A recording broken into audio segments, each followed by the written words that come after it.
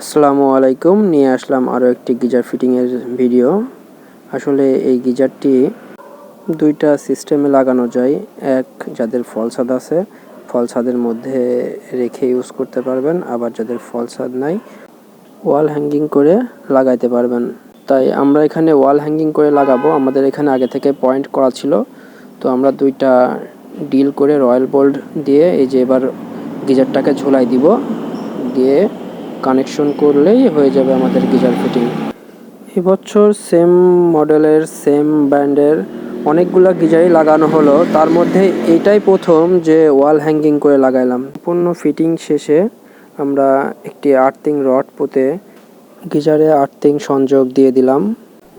Geyser fitting সম্পূর্ণ হলো। এবার গিজারে পাওয়ারটা অফ ছিল, গিজারে পাওয়ারটা অন করে দিলাম, গিজার অন হয়ে গেল। গিজার ফিটিংটি কেমন হয়েছে সবাই কমেন্ট করে জানাবেন।